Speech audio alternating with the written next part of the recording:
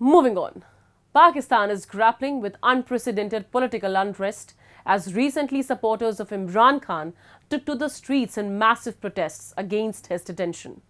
The demonstrations intensified with violent clashes erupting in the heavily guarded Red Zone, leaving several casualties.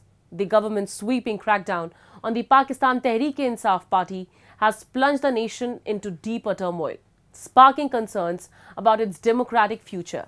With tensions escalating and no resolution in sight, Pakistan stands at a crossroads, facing an uncertain and volatile path ahead.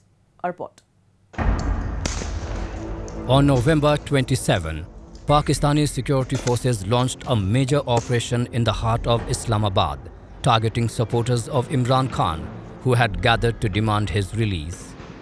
The midnight raid marked a dramatic escalation in the ongoing protests, which began with Khan's supporters storming the capital the day before on November 26. Imran Khan, the former Prime Minister and leader of the opposition Pakistan Tehreek-e-Insaf party, has been imprisoned since August of the previous year.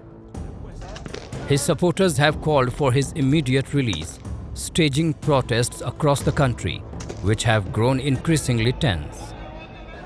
The protests in Islamabad intensified as thousands of demonstrators led by Khan's wife Bushra Bibi broke through multiple security lines and converged on the city's highly fortified Red Zone, a critical area housing government buildings including the parliament and foreign embassies, all heavily guarded by the military. The violence that ensued resulted in multiple casualties, including both security forces and PTI supporters.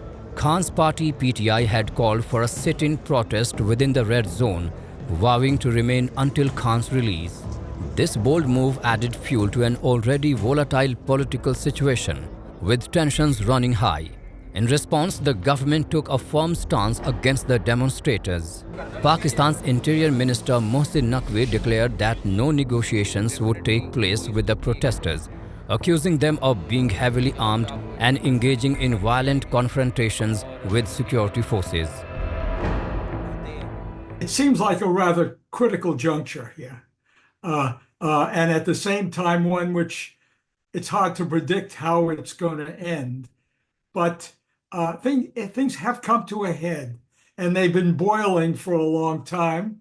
But now what we have, as I see it, is the kind of confrontation between the establishment and the PTI, led, of course, by Imran Khan.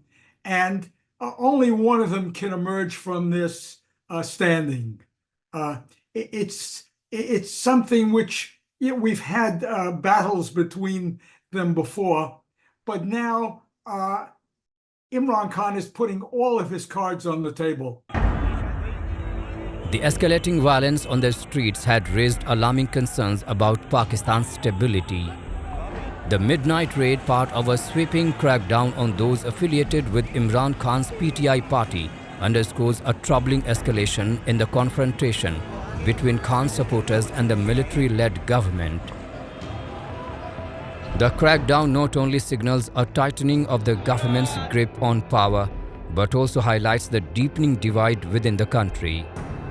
This growing conflict threatens to further destabilize Pakistan, pushing it closer to a crisis of legitimacy. How it resolves, as I said here, is rather unpredictable.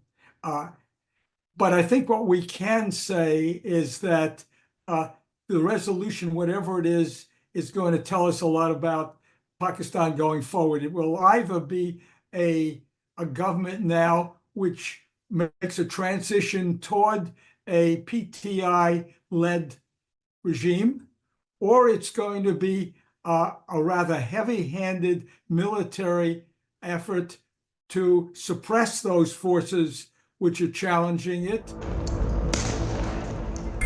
As the situation continues to unfold, Pakistan's political future hangs in the balance. The government's handling of these protests will likely determine whether the country moves towards a new political era under PTI's leadership, or if the military will tighten its grip, intensifying efforts to suppress opposition and maintain control.